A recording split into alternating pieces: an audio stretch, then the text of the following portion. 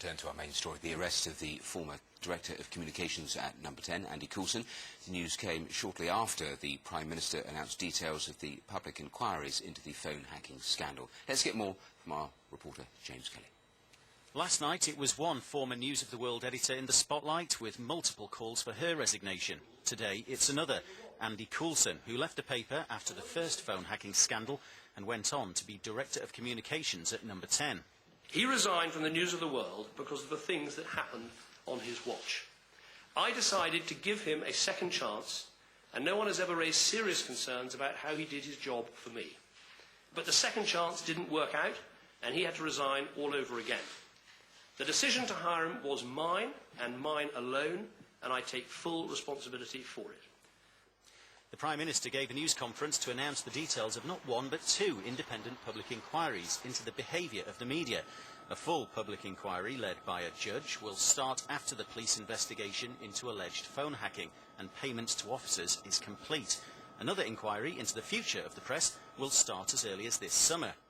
On the watch of both Labour leaders and Conservative leaders, politicians and the press have spent time courting support, not confronting the problems. Well, it's on my watch that the music has stopped.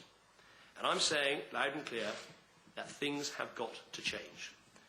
Yesterday, after days of damaging revelations and the withdrawal by one big company after another of advertising, News International executives reached a decision to close the News of the World. This company has been a great investor in journalism, a greater investor in media in general, and it's something that we believe very strongly in. And clearly, certain activities did not live up to those standards. And that's a matter of great regret, for me personally and for the company. The allegations have also called into question the ongoing takeover of B-Sky B by Rupert Murdoch's firm. The leader of the opposition says that needs fresh scrutiny.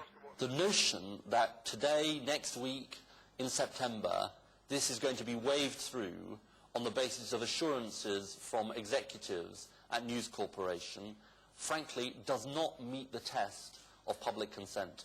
I just think there is no doubt about that. But the Prime Minister stuck to his guns when asked about the future of the bid, saying the Culture Secretary had to follow legal guidelines in assessing the deal. For the hundreds of staff at the News of the World, what happens to their jobs now is equally unclear. James Kelly, BBC News.